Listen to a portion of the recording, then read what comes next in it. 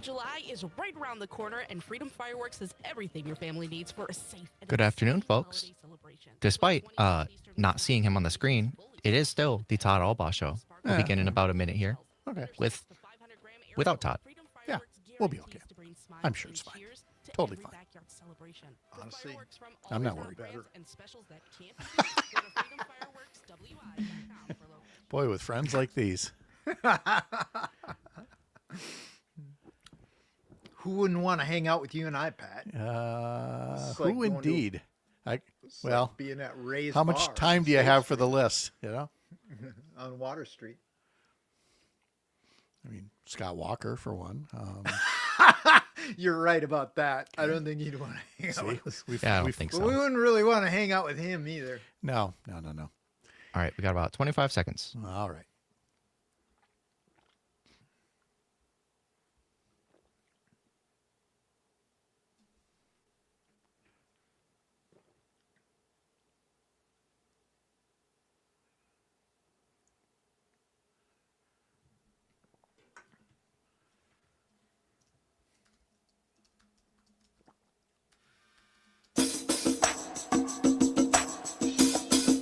From the Civic Media World Headquarters in Madison, Wisconsin, it's the Todd Allbaugh Show. And now, pursuing truth wherever it may lead, here's your host, Todd Allbaugh. No, not at all. It's not Todd. It's not Todd. But I believe I am contractually obligated to say the following. Across Wisconsin on the Civic Media Radio Network and streaming worldwide on the Civic Media app. Good afternoon, everybody. I'm Pat Kreitlow, host of the conveniently named Mornings with Pat Kreitlow on select stations along the Civic Media Radio Network, accompanied by the Count of the Control Room, the Baron of the Control Board, the Viceroy of the Volume Knobs, the one and only Aaron Zommers. Mr. Zommers, Wow. Good afternoon. Good afternoon. That's a whole bunch of new titles. I feel I like know. Todd used to do a lot of different adjectives, but he has settled on a couple. So this will have to make him step up his game again. I figured, yeah, you're like radio royalty here now. You've been around long enough. You've earned some titles. And as further proof that I should not go unsupervised, allow me to introduce this hour's co-guest host, part of the riffraff of River Falls, a proud alum of Badger Boy State 1985, senior advisor to the Lincoln Project, and creator of the next newsletter you need to be subscribing to, Search for Hope with Trigby Olson. It's Trigby Olson. I think it is. I think it is. I know. You look a little different there. Something's different, and not just the way you crushed that Red Bull just now. But apparently you're spending your time now with Red Bulls and razor blades. How you are as clean shaven, like all over. I mean, where's Telly Summertime, Savalas to hand Pat. you a lollipop? This is really a new look. It's true. Yeah, it's summer out in DC and it gets so hot, Pat. I couldn't do the bushy beard. So I got rid of it. It made the of my three girls, it made the big one happy. The young one was really disappointed I got rid of the beard, but it will grow back. That's the thing. There were no tears, no I don't know who you are anymore, anything like that. So No, and you can't look like it's deer hunting season year round. well, some in Wisconsin would disagree, but That's true. That's on them. Trigby, as I mentioned, has the newsletter, the blog, Search for Hope, and the newest series. He does serials like this. Like here's our latest 10-part series. This new one is 10 lessons for the resistance in a fear-based system that we will have to be looking into here. So we're going to talk about that a little bit. We will also talk about budget bills, plural, with the one thing in common: Republicans in disarray.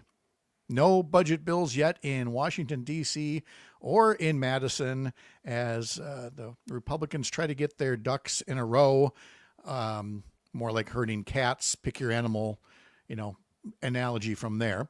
So on the state level, to get an update on where things stand, we're going to talk to Democratic State Senator Kelda Roys. Why Democratic State Senator Kelda Roys? Because it could be that Senate Republicans can't get all 18 of their ducks in a row.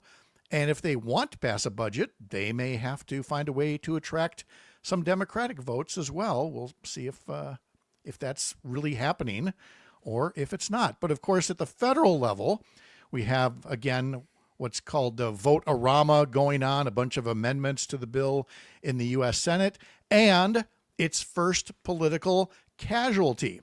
Folks who listened to my show this morning know that we talked to my friend Michael McElroy, a Courier Newsroom colleague of mine from our North Carolina outlet, about Senator Tom Tillis, who on Saturday was a rebel standing up to Donald Trump and saying, no, these Medicaid cuts are going to be devastating to my state. So he voted no on a procedural vote. And by Sunday, he was packing his bags and saying, oh, would you look at the time? I can't possibly run for re-election.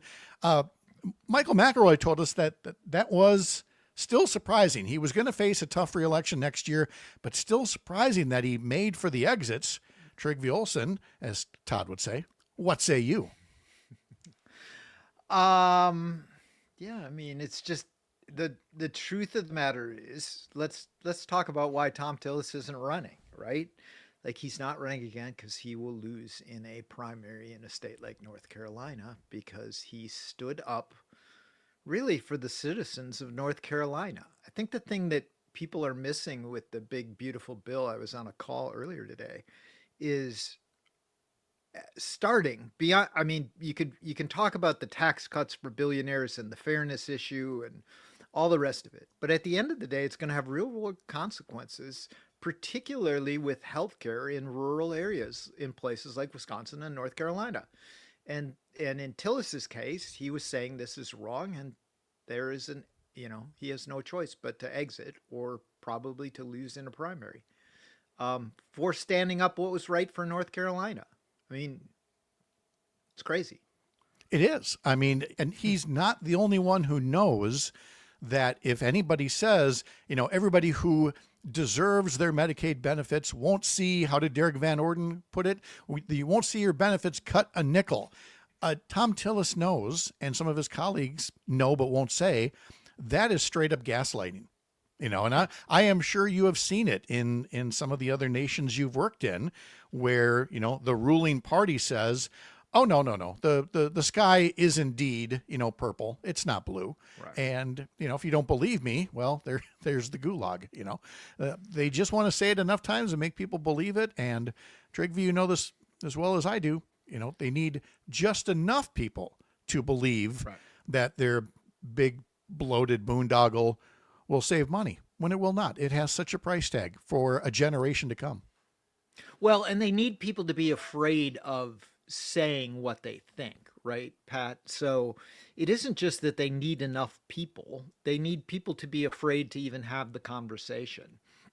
And, we have seen some of that. You think about in places like Chippewa Falls or River Falls, for that matter, right? Like, you go down to Johnny's Bar in River Falls, you don't want to have a conversation about politics. And if politics comes up, people are holding their tongues, even if they want to say something, because they start thinking, well, it isn't worth saying anything.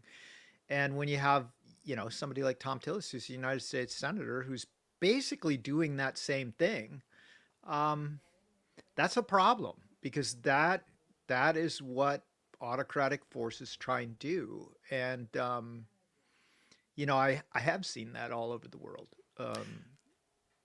It's well, just, what is, I don't know. Let's play What's Worse, which is not the one that Todd's going to play later. Todd will be back in the 3:00 hour, and he'll have a What's Worse roundabouts or traffic lights edition. But let's play our own special version of What's Worse. A Republican senator saying what he thinks, but only when he's making for the exits, or a Republican senator making noise like they're going to stand up, but then accepting some kind of a sweetheart deal that we find about later, which in the case of Lisa Murkowski of Alaska was going to be some kind of a carve out for, I believe it was for rural hospitals or something like that. And again, good job on you batting for your state. But don't lecture me on earmarks and the bridge to nowhere and all the other corruption if you're still doing it as much as ever. Trigvi, what's worse? Well, I would say, first off, Tom Tillis and senators not saying what they really think until they're headed for the exits, or equally saying it behind closed doors and then staying in the Senate and doing the wrong thing, right? Um, I think in Murkowski's case, you know, there's a long history of that, right? Like, you know, there was the whole period where you would get, you know, like you think about why in Virginia. I was thinking about this recently. We were driving down to see William and Mary with my daughter as a school she might go to. And you get down by Norfolk and all those military bases, John Warner got all of those when he was head of the Armed Services Committee, right? Like you go around the United States, there's all this stuff built by senators. I'm not so sure that that carve out is the, you know, that's kind of the way the legislative process has worked. But it does raise an interesting question for people in Wisconsin. Like Ron Johnson's been all in on the big, beautiful bill. Why hasn't he held out to get some carve outs for Wisconsin hospitals? Well, When we people wondered. can't, when their mother in Marshfield can't go to the hospital because there is no hospital, they should be asking why Ron Johnson didn't play the game better. We wondered that this morning when I made the case that somebody needs to understand how important it is to take Ron Johnson to go spelunking. Because if there's one thing he loves, it's caving. And he did it again after standing up and saying, oh, no, this won't do. He has caved now, and apparently caved because he's going to get even more Medicaid cuts, more health care cuts to the Affordable Care Act and things like that. I don't believe it, because when he caved 8 years ago, he caved only after he got a sweetheart tax deal for pass-through corporations, and he benefited financially from that by his own admission. I don't think it's just enough to get Ron Johnson to change his mind because a few more orphanages are going to be closed. There's got to be something there for him, don't you think? Yeah, probably. I mean, Ron is kind of all about Ron. You know, the amazing part about Ron Johnson is everybody I've known who's ever worked for him can't stand him. It's true. Please don't interview my Capitol staff. I'm asking you. I find that hard to believe, Pat, actually. And this is, I want to ask you something. Like when you ran for office and when you were in the state Senate, right? Yeah. You weren't running you ran as a Democrat, but you weren't running to represent the Democratic Party. No. You're running to represent the Chippewa Valley. Yes. And there's all these people now who seem to be just running to either represent themselves or their party. And it's so antithetical to what our entire system is supposed to be about. Well, it's because, again, in my own view, what has happened with the Republican Party is it has lost its way in terms of governing, in terms of service. There was always traditionally two parties that wanted to govern, two parties that wanted to solve problems. But now one of them has taken either a mix of fiscal conservatism and social conservatism and has become antithetical to government, hostile to government, does not want to raise spending a penny to keep up with inflation because they don't want to be accused of, raising money. And when you don't want to solve problems anymore, when you just want to be in power for the sake of power, I think you've lost your way. And I want to believe that it's not forever, that we're going to see a new generation of people who decide to go with the Republican Party because they are service-minded, but they still want services delivered efficiently. They don't want free bus rides like the nominee for the mayor of New York City wants, that everybody should still have to pay a little bit of bus fare and all the other little things that we can disagree on, but we're not there yet with the Republicans of the future. I hope they're out there. I don't know that that's going to happen. I just think about it generationally, right? Like, So, I mean, the weird thing in some ways for me is I came of age with, because the Paul Ryans, the Scott Walkers, the Robin Bosses, all of us have known each other since high school, right? College, politics, whatever. You did. Don't lump me into that. Yeah, I'll right. let Trigvi finish finish that thought about where we're going with the modern Republican Party after we stop for a commercial break here. And it's all about wanting to be or do. There you go. So we'll come back and talk more about that after the break. Todd will be back in the next hour, but for the moment, this is the Todd Allbaugh Show with Pat Kreitlow and Trigvi Olson here across the Civic Media Radio Network.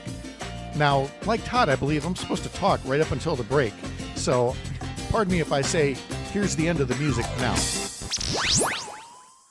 Oh, you timed that Nice. perfectly. Thank you. That was like professional. If I don't get out before 10 seconds before the break, I'm getting angry notes from Luke Mathers. So, I know you're listening. Luke doesn't Mathers. like when Todd does it either. Oh, okay. Well, then I'll stop. Do you want me to have my camera on and do the hand signals? Oh, no, I'm good. I got it. I didn't think of that. Oh, I mean, maybe for Trigvi, but not for me. I'm good. You want to give me hand signals? No, I just don't like even know what your hand clearly signals are. do you not have a digital clock with the seconds up in the upper right corner of your screen or something? But I just mean, would you all right, like one? 3 minutes left. 2 minutes left, like doing this. He just likes being interrupted as we're racing to go to break I'm okay here. being interrupted. Yeah. Okay, he likes the chaos. All right, well, thanks anyway, Aaron. It's my roots in Republican politics. Yep. So, Aaron, I think I'll hit the LaTanya Johnson bite a little early, and Sounds good. yeah, then we should be ready to riff for a few minutes before we tease Kelda. And Jalen did not respond, so I don't know if Kelda's using the link or is coming on down your way. So Well, maybe I sent the link to the email. I didn't get a response either. I'll just keep an eye on both. I have the camera set up and everything, so. Okie dokie. All right, let's see. Why are interscholastic sports called the last classroom of the day? Because they teach students important life lessons like teamwork, accountability, and perseverance. School sports are so much more than a game. They're about developing the whole person. That's why they're an essential part of every student's education. Encourage your student to participate in the last classroom of the day.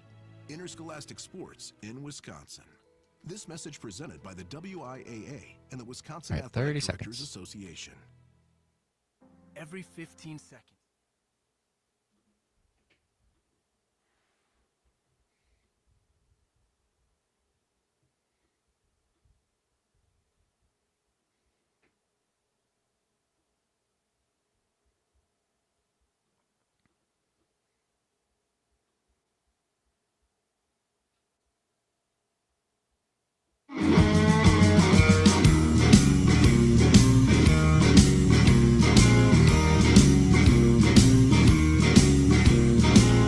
Well, we changed things up over at the morning show, so you don't hear Stevie Ray Vaughan at the top of every hour the way you used to, but you can still hear it right here whenever Pat Kreitlow is showing up on the Todd Allbaugh Show, usually on Wednesdays, but filling in for an hour here on this Monday, along with another one of those familiar Wednesday voices, Trigvi Olson of the Lincoln Project, filling in for an hour while Todd takes care of some family business. Put it that. Aaron, has Todd talked about the nature of his absence previously? Because I don't want to steal any of his thunder. I don't know if he's really talked about it on air. Okay. We've talked about it a lot off air, but I'm sure he will explain what's going on. I know he will. It's nothing serious. It's actually kind of funny the way that he's taking care of his family, but we'll leave that story for him coming up after the 3:00 news. Off the text line, Jim in Brookfield. Hello, Pat. Always great to hear your voice and hosting the show mid-afternoon, though now I have an urge to sip on a warm cup of coffee. Maybe an iced coffee on a summer day will do the trick. Thank you, Jim from Brookfield. And from Len in Madison, it seems Ron Johnson is another taco with a few different ingredients. I guess that would be Jaco.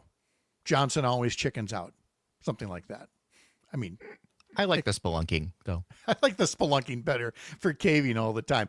Hey, personal point of personal privilege over here. If I'm going to be over here, I'm going to say a few kind things about my day gig, which is Up North News. I'm the founding editor of Up North News.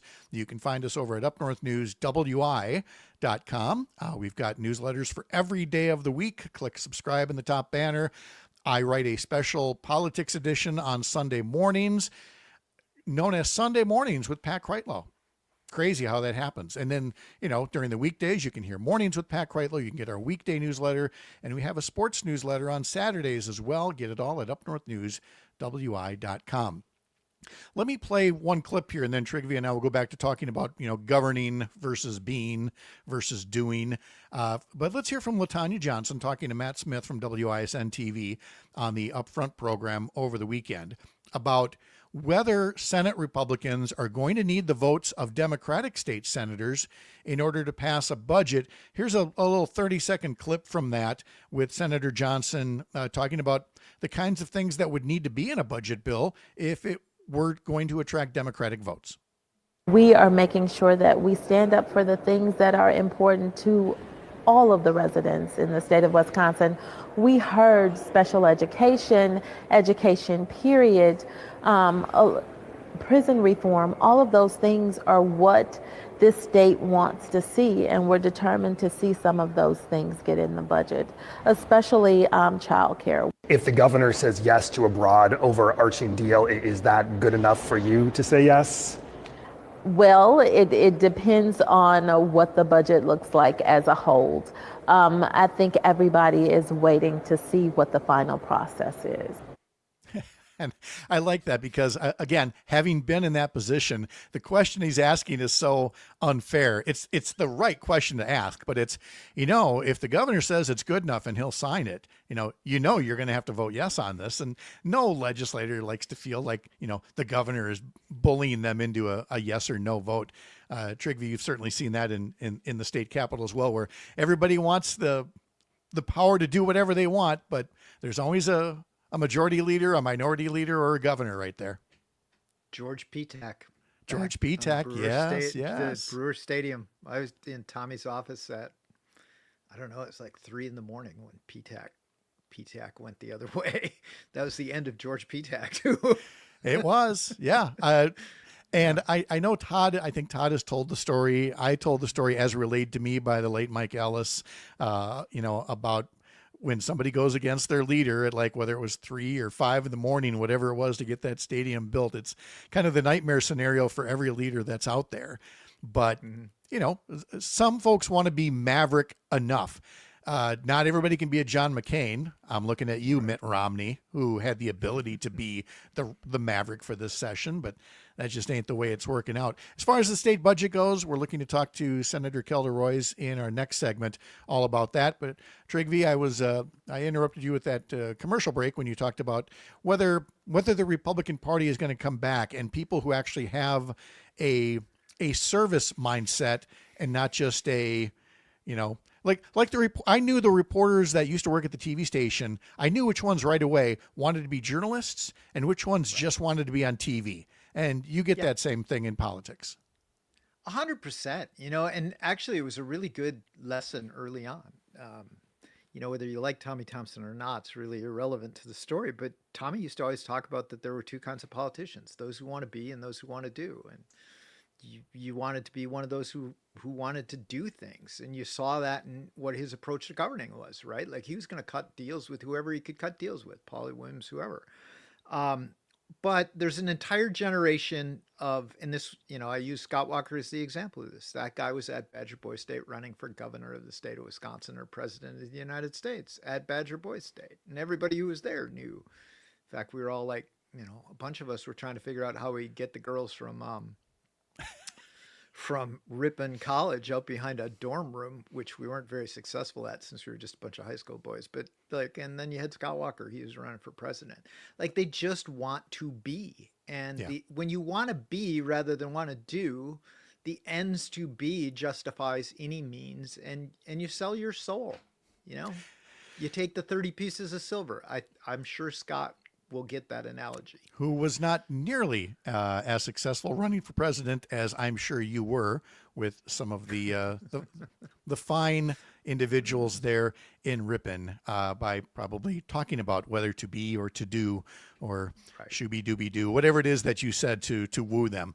Mark and Prairie du Sac, if you can hang on, we're going to talk to State Senator Kelda Royce first, and then we'll look for your call and any others that have come in. But we're going to get back to talking about the state budget and whether Democrats are going to play a role. Are they being welcomed to the table, and are they being so because they actually have ideas Republicans want to hear, or it's a matter of convenience to try to avoid the most extreme of their members there in the Republican caucus? It is the Allbaugh Show on a Monday afternoon. Todd's back after the 3 o'clock news. I'm here with Trigby Olson. I'm Pat Kreitlow. This is the Civic Media Radio Network.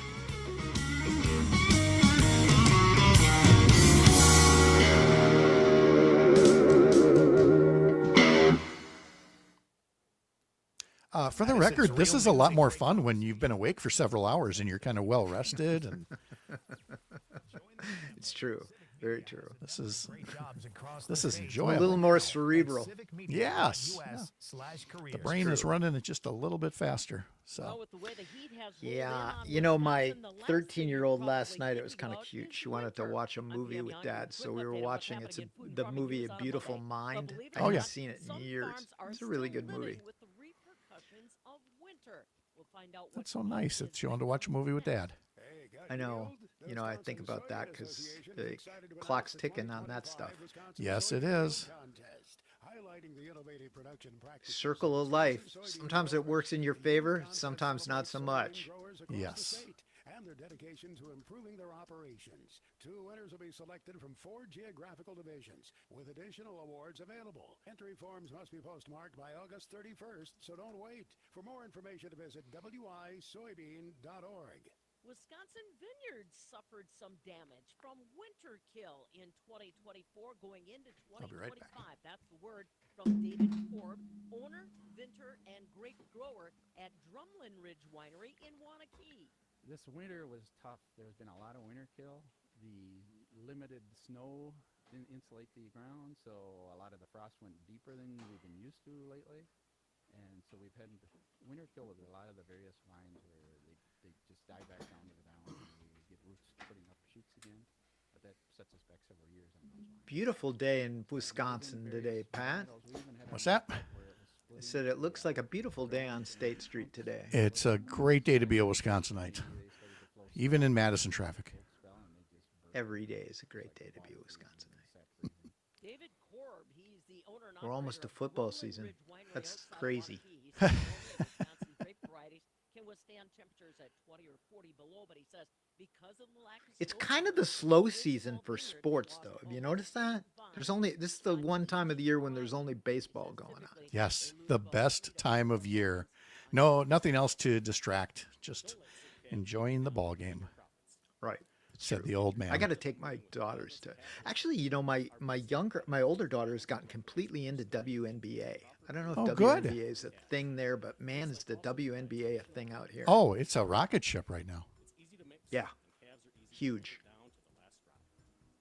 There's some girl who plays for the Dallas Wings or something.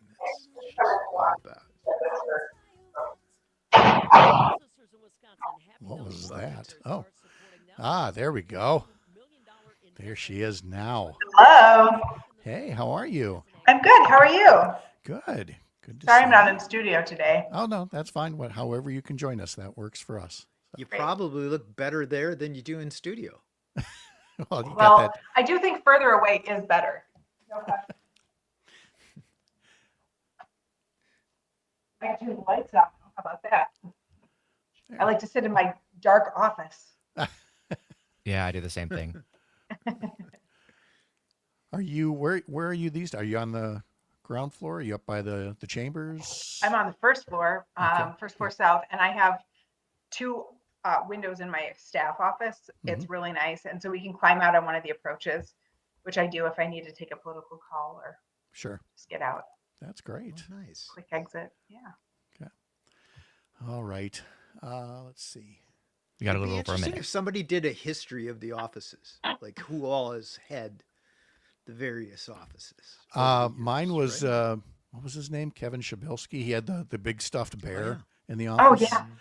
And then I think Dave Zine was in it for a time. Wow. Steve Noss has been in there for forever. So, but I loved 10 South right there by the door, you know. Yeah. Yeah. All right, we got just over 30 seconds, and then we'll get going. I think Barb Lorman was in 10 South.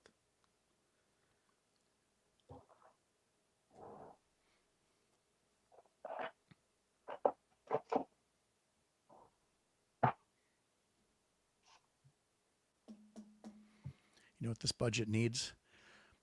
It needs Mike Ellis over at the Inn on the Park drawing it all out on a cocktail napkin. Those were the days. That's a good answer. You work for me. Yes. He used to call me up all the time when I was 5 running Bill seconds. Burns race.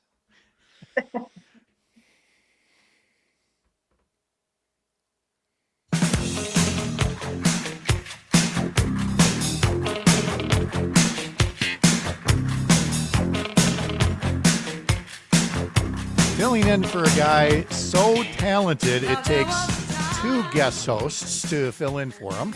It's Pat Kreitlow and Trygve Olsen filling in for Todd Allbaugh for 1 hour and 1 hour only. At least, Lord willing and a fair wind blowing, he will be back after the top of the hour to take the 3 o'clock hour from there. But while we're here and he takes care of other commitments, we are thrilled to welcome in State Senator Kelda Roys from Madison. Senator Roys, hello, how are you? I'm so happy to be with you both. Oh, it's a pleasure to have you here. Let's just go right for, anything new. I mean, the workday is all of, 8 hours old or something like that. Has Devin LeMahieu, the Senate Republican leader, has he come calling yet to ask for your vote to help get a budget bill across the finish line? Where are we at? Well, not mine, but, today is the day that the budget is supposed to be passed by law, right? So as I've been saying all along, we are behind schedule and Republicans have been dragging their feet, not prioritizing this with their kind of on again, off again unwillingness to negotiate. That said, I do think, there's cautious optimism that we might pass a budget this week. Both the Senate and the Assembly are being called in to session this week. And I think the governor and legislative leaders have said that they are hoping to pass a budget this week. We just have to see, is it going to be a good budget? Well, it's not going to be a good budget. Will it be a horrible budget or will it be a pretty bad budget, but with some things we can live with? Well, it's because we've got in both Madison and Washington, D.C., you've got extremists in the GOP caucus that want to cut even more they say in the name of fiscal conservatism, but of course, then all the money goes out the door in tax cuts to the very wealthy. And then adding $5 trillion to the deficit. Yeah. I'm sorry, you don't get to the national debt. You're not. No lecturing. You're not going to lecture on fiscal conservatism at all. Yeah. And so, here comes the prospect of, wanting to have some Democratic votes to pass. But if that's going to happen and get something done this week, it means that Republican leadership, along with setting 2 or 3 extremists off to the side, are going to have to agree to a few things. We heard a little bit of it from LaTanya Johnson in the last segment here when she was on up front over the weekend. But let's ask what else would have to be in a package like that for you to vote yes on it. It's not enough just for Governor Evers to say, come on, do me a favor and vote for this. It's got to have some stuff in there. I'm betting childcare is somewhere near the top of that list.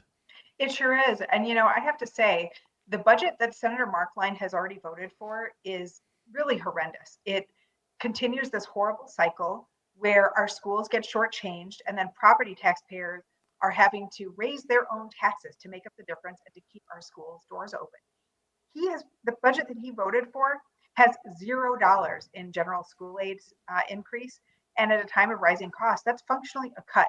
And every budget that he's provided over, he has shortchanged our kids. And it shows in his own school districts. He's had schools closing. He has put his districts in impossible positions, and our kids are not getting what they need. And so what I'm hoping is that as we bring this budget to the floor, there's a way to make it better so that we can have more money going into our schools so that all of our kids can thrive and learn. We have to make sure that childcare is funded. The governor's been very clear about that. He's not going to sign a budget that doesn't give direct payments to childcare providers to help stabilize that industry and keep parents in the workforce. And of course, we can't have a cut to UW. In fact, we need to be investing in the universities of Wisconsin because we've had too many campus closures in recent years. Well, and that's where I'll turn things over to Trigvie over here, the pride of River Falls and the UW system for another question or two. Trigvie? Yeah, so I think one of the things that back long ago when I was working in the state of Wisconsin, right, during the Tommy Thompson era, one of the things that would get talked about a lot by Tommy was, budgets are about what your priorities are, right? And we might disagree back then about what the priorities are. I mean, what are their priorities in this? Because it clearly isn't. It isn't education.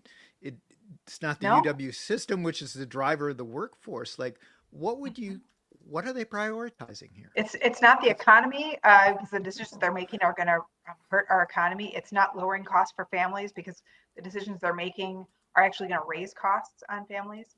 I would say the Republicans both here and in Washington have been focused on one thing, and that is more tax breaks and giveaways for the wealthiest among us, for millionaires and billionaires, for big business, and the rest of us get to pay the cost. And when you look at this bill in Washington, we've talked a lot about how many millions of people are going to lose their health insurance. And that's devastating because all of us are going to pay higher rates, and we're going to see hospital closures in really rural parts of the state. But what doesn't get talked about enough is the fact that you and I are going to be paying more in taxes so that Elon Musk and Donald Trump can get millions of dollars in tax breaks that they wouldn't even notice. It's just an incredible wealth transfer from working Americans to the very, very wealthiest, to the 0.5 of 1%. And that is what they care about over and above every other priority that Wisconsinites have. And the irony is a lot of them aren't even from that class. Right. And it's not like, it's not like there's some economic theory that's helpful. Like it is not, right? We know that actually shrinks the economy. It does not give us the kind of broad growth that having a strong middle class would do. Can you share your reaction to the state Supreme Court ruling on the governor's veto powers? I spoke at length last week about how, and again, I did not go to law school, and I have nothing but the utmost respect for the progressive justices. But if you were asking me to pick that opinion versus what the lower courts wrote about the governor's veto powers, I know which side I would have come down on, but I just wanted to know your reaction overall to basically the governor being hamstrung as Republicans try to play some games with how they allocate funds. Well, yeah, and as a lawyer, I have not yet read that decision because I've been a little tied up, yeah, in budget papers. But yeah, I think that the governor in Wisconsin does have very, very broad veto powers, and it's always been understood that he has very, very broad veto powers. But the problem is we've got Republicans playing games with that, and the Republicans were just smacked down several times by our Supreme Court for their overreach, for violating separation of powers and doing unconstitutional activities as it relates to the Attorney General and as it relates to other state agencies. So I would say, clearly the court is not acting as a partisan, divided body as the Republicans have charged it with. A lot of these decisions are 7-0 or 6-1. And, that's probably a healthy thing for the court, even when we might disagree with an individual decision. Yeah, indeed. I mean, they're clear on trying to follow the law as the law is written.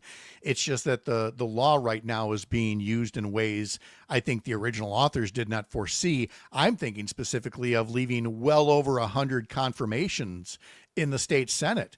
That is right. That is an absolute corrupt use of the advise and consent process. And I just worry that they're going to do the same thing with budgeting now, where, if it's okay for them to give money instead of, say, to DPI, to put it instead into their own Joint Finance Committee supplemental fund, that this thing's just going to become one big slush fund. If they get the chance to do that, I fear they will. Right. And I think it's, really important when we have political actors acting in a lawless manner, like we have in Washington with Republicans, and like the Republicans have sometimes acted here in Wisconsin, that courts be willing to confront that and not sort of put blinders on and say, well, you know, we expect everyone to act like they're the founding fathers and be on their best behavior, because we just know that's not true, right? We've seen just absolutely outrageous, unlawful activity being done, especially at the federal level, when you look at the abuses by ICE and other agencies. And we have to have courts standing up for all of our rights. And this really is about Wisconsinites having the right to have their will be affected by government, right? To get the things that we want and we need. And the governor is fighting for us to have those things in the budget, and the Republicans are trying to thwart him. So we've got to have courts face that reality, and we have to do our best to try to make sure that the legislature can change that dynamic. We are talking to State Senator Kelda Royce from Madison about the Joint Finance Committee and the work on the state budget. I'm Pat Kreitlow, along with Trygve Olsen, filling in for Todd Allbaugh for this hour. So where do we go from here, especially given that there still isn't a federal plan yet that passes? We don't know their full impact on Medicaid. We know they would love to do things like, defund all Medicaid to Planned Parenthood, and what that would do to small, clinics all across Wisconsin. How much more difficult is this because of the uncertainty in Washington right now? Well, I think it's very difficult because what Republicans are doing is going to devastate communities all over the state, and not just, big urban communities like Madison or Milwaukee or Green Bay, but small rural communities and even suburban communities. So all of us are going to be negatively impacted if this horrible big bill goes through in Washington. It's going to make state budgeting very, very difficult because we're going to have millions of people potentially losing their health care. And that means they're not going to be able to work in the same way. It means we're going to be facing the closure of rural hospitals and nursing homes, which are only sort of kept afloat by Medicaid.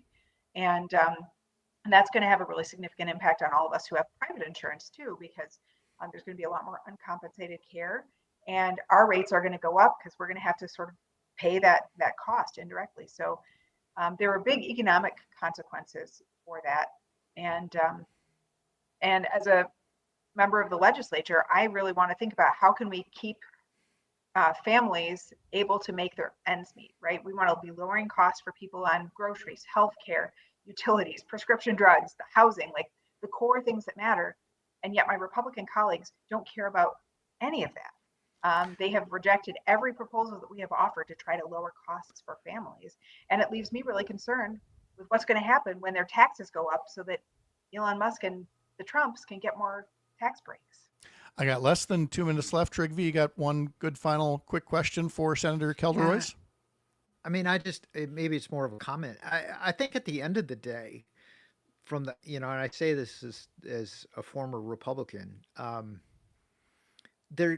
lot of what's being gutted is the things that make Wisconsin so unique. And when they go off about, the university being a woke den of indoctrination, in River Falls, Wisconsin, it's where our nurses and our teachers go to school, right? It's just, they're distracting with cultural issues, but they're really gutting the things that make Wisconsin great, the heart of the small communities and the larger ones. And I just think Democrats have a real case to make to people, because there are a lot of people across rural Wisconsin who've been voting for this, who don't really realize.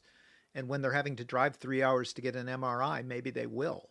But it's just gutting what has made the state great. Yeah, and it's where you need people like Senator Kelda Royce on the front line fighting for this, communicating 100%. These values to folks on the Joint Finance Committee and in the full legislature. Senator Kelda Royce, thank you so much for your time. Thanks for allowing us to pinch hit for Todd. Let's get you back on the morning show real soon, you crazy early risers, and we'll talk again real soon. Sounds good. Thank you both. All right, Kelda, thank you so much. When we come back, we've got a couple of phone callers standing by to comment on probably both the state budget and the federal budget as they continue to be, shall we say, messy. Republicans in disarray in D.C. and Madison. Who'd have thought we'd be using that headline, right? This is the Todd Allbaugh Show. Pat Kreitlow, Trygve Olsen here on the Civic Media Radio Network.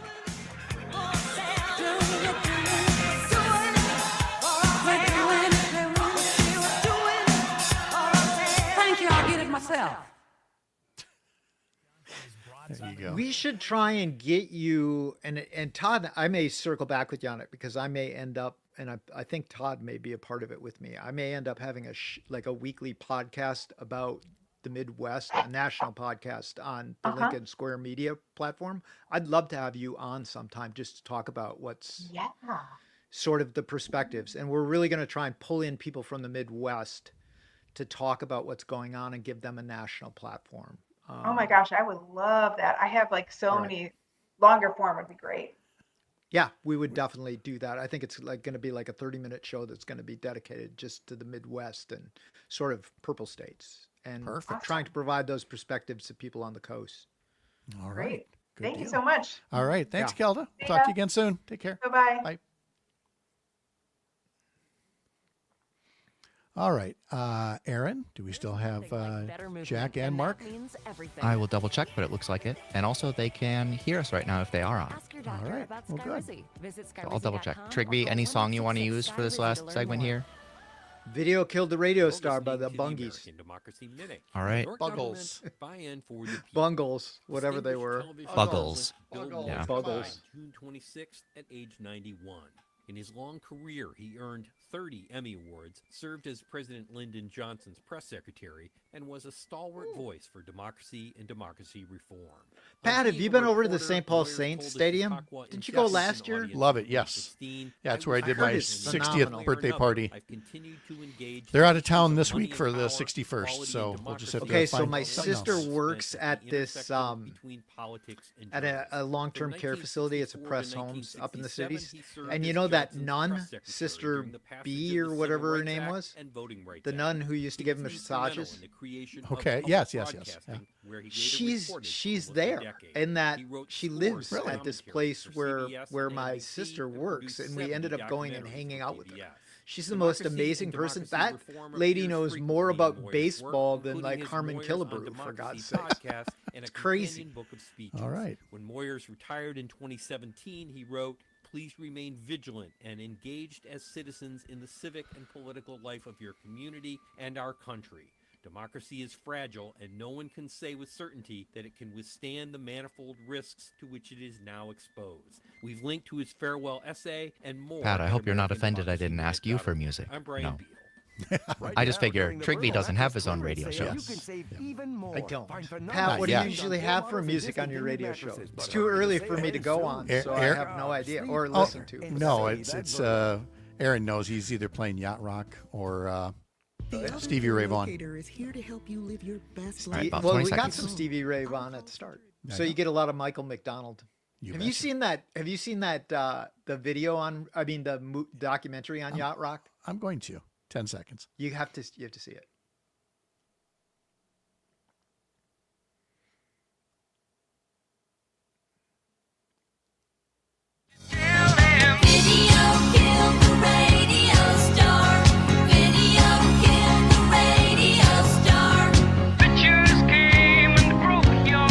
This song was not chosen to mock Trigby Olson for shaving off his beard, but if you were watching us on video, you'd probably run back to your radios right away. But these two handsome gentlemen are on your screen anyway for another 7-8 minutes or so before Todd Allbaugh takes back control of his own show. It got real dark here real fast in Chippewa Falls up here on Lake Wissota. So I pulled up the radar, and along with it is a special weather statement that a strong thunderstorm is about to impact Dunn and Chippewa counties here before too much longer. There's already a strong line of thunderstorms stretching from Ironwood, Michigan, down through Hayward and Trigo, and down not too far from Grantsburg. So, folks, if you're there, again, no severe warnings out yet, but things are going to rumble. Not in the way it was this past weekend when the Blue Angels were in town for the Chippewa Valley Air Show. That was a different kind of thunder altogether, but that was a nice way to spend the weekend. Trigby, what about the 4th of July weekend for you? What will you be doing? Yeah, we're just hanging out. We're not going to do much. I never go down to the mall for the fireworks. We always go over to the Arlington fireworks, which is smaller. But no, we're kind of getting ready. You know, my wife and kids go over to Europe to see her parents every summer for a period. So they're leaving right after So yeah, not too much. All right. But on the weather thing, Pat, people got to be careful with that. You know, my sister was just up by Bemidji. She had her daughter was going to camp up at Bemidji, and she and her husband were staying in their camper just outside of Bemidji, and a storm came through, straight line winds, and one of the trailers right next to theirs, thankfully the people got out, but a tree fell down and took out their camper. Oh yeah, yeah. That was In the a campground. terrible. Yeah, it could have storm. killed them if they hadn't woken up. It would have killed them. Yeah. Let's go to the phones. Couple of callers standing by. Mark and Prairie du Sac. Let's start with you. Good afternoon, Mark. Nice to hear from you again. Yeah, good afternoon. Yeah, what's galling to me is, Rick Scott is demanding for more cuts of Medicaid. Ron Johnson probably is demanding getting more cuts from Medicaid. And here are people that are extremely wealthy. I mean, and Rick Scott, let's remember, the largest Medicare fraudster in history at one point in time. That's 75 times taking the Fifth Amendment. And the simplest solution for all this is start increasing the top tax rates again to up what they were. I mean, maybe just some of the lower tax rates to give the people down at the bottom a tax cut.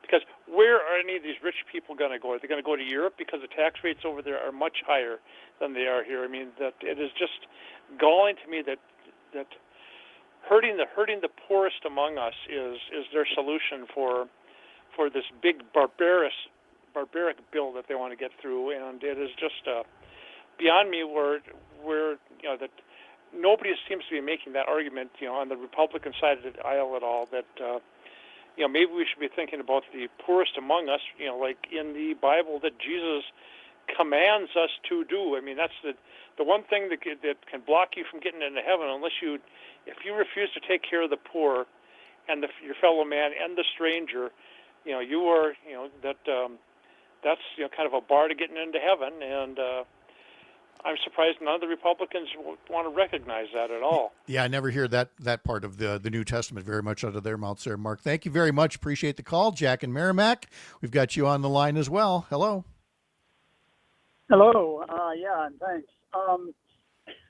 First of all, not only are Republicans loving the Bible, they're also loving the Constitution, but they seem to forget a little thing that is called the preamble, which explains why we have a Constitution in the first place. And one of the provisions in the preamble is to promote the general welfare, and I believe that's a direct quote. That's it, yeah. Not the welfare of the billionaires.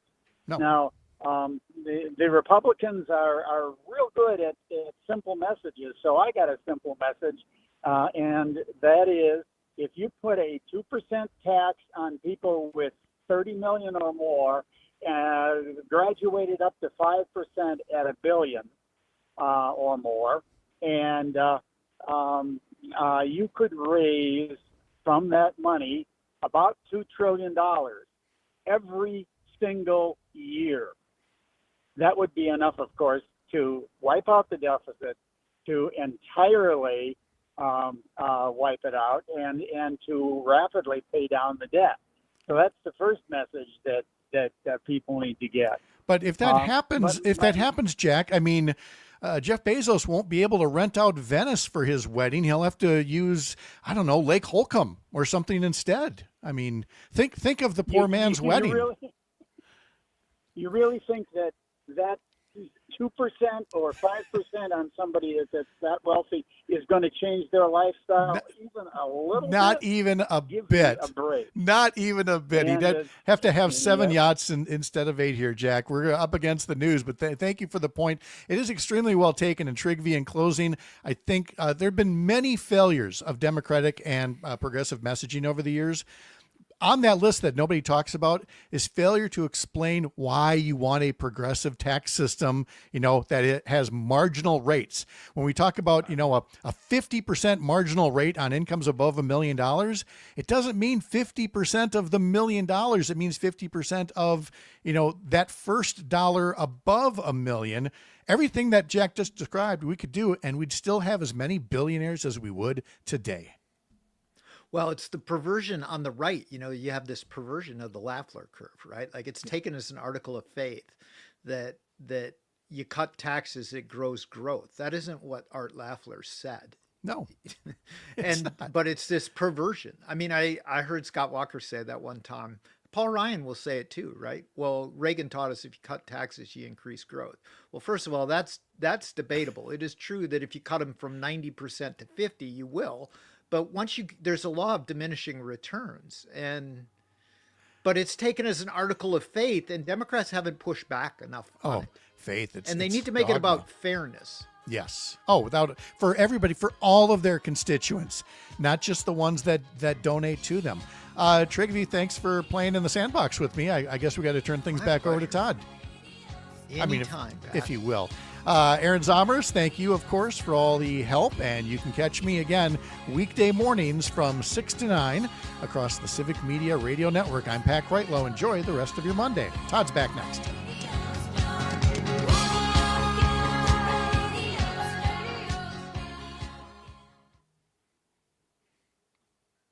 Or is he? Oh, there he is. He's made it. Can't hear him, but he's muted though. I can see him though. So he's. Hold on. Uh-oh. There we go. Oh, sorry. Sheesh, I almost thought we had to do another hour there if we couldn't figure out the board. You guys did great. Thank you. I listened to you all the way back from Shawano. It was fantastic. You made it. All right. I was expecting a text to I'm having too much fun here. You kids keep going. Right? Yeah, I should have. I should have just let you guys do the whole thing. You're doing great. Yeah. Thank you both very much. That was you're fantastic. Welcome. You're welcome very much. You got it. Yeah, it was fun. You got it from here? Trigby looks. Yes, thank you. I mean, it's a shy. It's not a bad look, but it's a shocking look. It is. I was not expecting it. Put it that way. I feel like you should be on my lap, but I should be petting him. It's like one of those hairless cats. You know? Yes.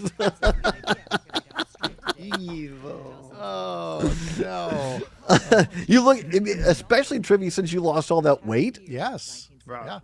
Like you look fantastic. You look like you could kick my ass, which I know you could. Well, that was never in doubt. I don't know about that. That no, I know. I wouldn't want to kick your ass. No, of course not. All right, I'm gonna go run away. Get a you show guys ready are for fantastic. tomorrow. Thank you. All right, see you bye-bye. later. Thanks, Aaron. Pat. Bye. We got to get a call set up with those guys. It will probably be next week. I talked to them today. All right, that's fine. Yeah. So all right. all went well. Cool. Yeah. She turned 80. Everybody's fine, so it's all good. Thank you for doing that. No, my pleasure. All right, I got a skedaddle. I got a problem.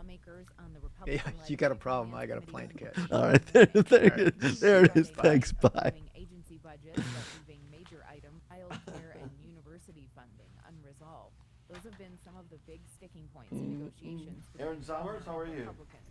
Democrats have Doing well, Todd. Republicans' plans for lacking investment. Everything's working great. Wisconsin has a $4 billion Good. surplus sitting in Just Madison, grab a couple of and things there are here. fractures among Republicans. Everything going well for you? Not too much drama? You know, just fine. Everything's fine. Children and families, the Department of Health Services, and the Department of Transportation. I've got the camera set up and everything, so. All right, thank you. Those guys are in studio or they're joining? They will be, at least I think they're going to be in studio. Okay. Without that, up to a quarter of I thought I saw their names like in the stream. Yeah, they'll be in studio. Meanwhile, it's time for our weekly check of prices at the pump. Here's Melissa Kay. Average gas prices fell 7.3 cents over the last week, landing at $2.96 in the state today. Can we do the teaser since Matt Rothschild will be here? Yeah, sure. I don't know what are we gonna do tomorrow. Hang on. Tomorrow is the 1st of July. What's I'm ready worse, whenever you are. ketchup and mustard? All right. 3, 2, and 1. Hey, everybody, join us next time. We'll continue to monitor the budget process both in D.C. and Madison. And what's worse for the holidays, ketchup or mustard? Join us. All right. All right. Right back. $4 million. Portis asks why he's grateful Doc Rivers is his head coach. You know, sometimes you get put in a box and not get to display what you can really do. So I'm thankful for Doc. Just let me just play ball and just letting the game come to me. And it's been easier to go out there and just play the game the way I know how to play. Meanwhile, Kevin Porter Jr. has declined the Bucks' offer to stay in Milwaukee and is instead headed to free agency. Baseball. Brewers have the day off. They travel to New York, where they'll face the Mets tomorrow night. The Crew losing in extra innings yesterday to the struggling Colorado Rockies, 4-3. Not enough production at the plate, said Pat Murphy. We had 3 hits through the 9th inning, I believe, and one was a bloop and one was an infield hit. We had 4 hits. And 2 homers that were timely and great. More and more, we couldn't finish the job. That's Brewers manager Pat Murphy. With sports, I'm Mike Clemens. This report is brought to you by Freedom Fireworks, with 20 locations throughout southeastern Wisconsin. FreedomFireworksWI.com. I'm meteorologist Brandon Bormans. A few scattered showers and thunderstorms around this afternoon, otherwise partly sunny skies and warm with highs in the mid-80s. For tonight, gradually clearing skies with a low of 63. On Tuesday, first day of July, looks like a good one, sunny with a high of 83. Currently, it's 84 degrees. The 4th of July is right around the corner, and Freedom Fireworks has everything your family needs for a safe and exciting holiday celebration. With 20 southeastern Wisconsin locations fully stocked up with everything from sparklers to artillery shells, thunder snaps to 500-gram aerials, Freedom Fireworks guarantees to bring smiles and cheers to every backyard celebration. For fireworks from all the top brands and specials that can't be beat, go to FreedomFireworksWI.com for a location near you. Freedom Fireworks wishes you a safe and happy 4th of July. Nightlight with Pete Schwaba. It's National Handshake Day, but I find the idea that you just meet someone and you're holding a body part of theirs kind of odd. Hello, stranger. I'd like to squeeze your hand. Let's have an intimate act here. I have no idea where it's been or how you choose to use your hand in your spare time, but I'd like to hold it for a while. Unless it's a friend. Look, I don't know why we have to touch each other when we barely know each other. Nightlight with Pete Schwaba. Weeknights from 6 till 8.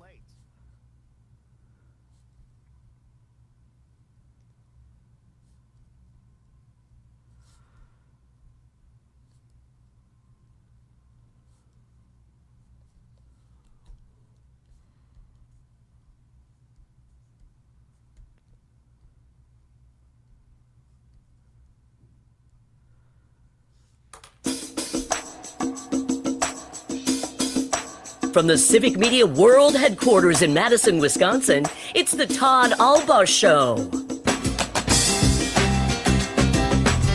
And now, pursuing truth wherever it may lead, here's your host, Todd Allbaugh. Across Wisconsin on the Civic Media Radio Network and streaming worldwide on the Civic Media app. Good afternoon, everybody. I'm Todd Allbaugh, along with Mr. Aaron Zommers, our fantastic producer and engineer back at the home station in Madison, Wisconsin. We are coming to you live here at WGBW in Green Bay, Wisconsin on a beautiful day. It is Monday, June 30th, 2025. It is a great day to be a Wisconsinite. Welcome in, everybody, to hour number 2 of the big program, 6 minutes past the hour of 3 o'clock. Glad to be with you. Many thanks to Trygve Olsen and Pat Kreitlow for filling in hour number 1. Also, thank you to State Senator Kelda Royce for being here on the show talking about the state budget. Mr. Zommers, how you doing on this fine Monday? Doing well. You know, I had a nice relaxing weekend. One of my friends from college came to visit, so good to see people you haven't seen in a while. Oh, good for you. And yeah, it's a good day to be inside if you're me. How are you doing? I'm well. Is the camera down there still not working, or are you just choosing not to be on camera today? I just had it off because otherwise it was covering you up. Oh, okay. Well, some people would say that's all for the best, but nice to see your smiley face. Yeah. Well, again, many thanks to Pat and Trygve for filling in hour number 1. And I was listening to the show. The first hour because I was on the road, and it was number 1, it was fantastic. Trygve and Pat always do a great job, and Zommers as well. And I heard Pat talking about it sounded very secret, very clandestine. Todd will tell you what's going on. So here's the deal. Here's why Pat and what a mensch he is, to use a word, for filling in, because it is the 80th birthday today of my stepmom, Mary Allbaugh, here in Shawano. And her party was, I'm not sure if this was a sign or not, her party was from 1 until 4 on a Monday afternoon, which is great because a lot of her friends, that's the best time for her. And I said, well, that's going to be a little tough for me to make it, but let me see what I can do. So Pat and Trigby were kind enough to say, well, we'll help you out. They did hour number 1. And then I left at basically the start of the show. I got in the old truck and motored over here to the beautiful studios of WGBW. Many thanks to their great general manager here, Todd Michaels, for taking pity and saying, sure, we can put you up here. So I'm in one of the studios here. Not in the Pete Schwaba studio today, because Pete has to get ready for his show later on tonight from 6 until 8. But was over in Shawano, celebrated with cake and root beer floats. It was a beautiful day. Big crowd for Mary, well deserved, and it's still going on. So my stepbrother Mike is there, but also my brother-in-law Mike is there. So brother-in-law Mike, what? Two mics for the price of one. So brother-in-law Mike has taken. I was the cake server. 4 cakes, lemon, which went well. Black Forest, which only a slice left when I left the party. Then you had your carrot cake with walnut and your turtle cake. And my sister was on bar duties doing root beer floats, diet or regular. So that was a big party. It was, as Ken Lewis likes to say, good time had by all. So a happy birthday to my stepmom, Mom Mary, and thanks for everybody for letting me get an hour of that in. You're not going to want to miss this hour here now that we're back in the show. Lots going on this hour. At the bottom of the hour, 2 new folks from Wisconsin to watch. This is always great, Zommers, when somebody makes their radio debut. And so Maggie and No from Wisconsin Watch will be in making their radio debut right here on the show. Going to be talking a little bit about the budget process. I know you guys talked about it in hour 1. They're going to give us some journalistic updates. Where is this all going? What does this all mean? And also a little bit on the federal budget as well. Ron Johnson getting a case of the yips over the weekend. He was a no, and then he was a yes. So we'll talk to them about that a little bit as well. Maybe take a phone call or 2. But right now, Zommers, 10 minutes past. By the way, before we do the what's worse, I don't want to talk about this today too much because we're a little short on time. I'm going to get into it tomorrow. So join the show tomorrow because, and people who listen to the show know I grew up in Richland Center. I've now spent half my life in Madison, and I love Madison, Wisconsin. But I'll tell you, I was rarely so happy to get out of Madison this weekend than for the big Morgan Wallen concert. Concerts are back at Camp Randall, and for the economy and all that, fantastic. But boy, there were some different folks in town. That's what I stayed home because of that. But my friend was here for a conference that he had to go to for work that was downtown. So he saw a lot of the crowd. It's I had a lot of off-the-record conversations this weekend, by the way. We're going to talk more about those tomorrow as well. But one of the folks said this that I was talking to this weekend. I said, you nailed it. And they said, well, don't tell anybody I said it. I said, all right. But this individual, I was trying to describe, I said, look, I've gone to country music. I like country music, like Kenny Chesney, Johnny Cash, Willie Nelson. I was at the Willie Nelson concert at Breeze Stevens Field in Madison last year. And, country music fans are great. But these were not your typical country music fans you find in Wisconsin for the most part. I know there were country music fans in Wisconsin that went to the big Morgan Wallen concert. But I couldn't nail it. And this individual said they're rich country fans. I said, yes, that's it. They ain't the run-of-the-mill country fans. These people are the wealthy. Because some of these women, they as my grandma used to say, they were all done up. They had these fancy cowboy boots on and these, I guess they're called sundresses. I'm not making this up. They barely covered the cheeks of their posterior. And then full makeup. And full glamour shop makeup, hair extensions, bedazzled hats. This ain't the country music fans you find at the Boaz Bar, you understand? You're right. It's not. This it's is people who have a cowboy hat and cowboy boot fetish. This is another breed of cat. It's another breed of cat.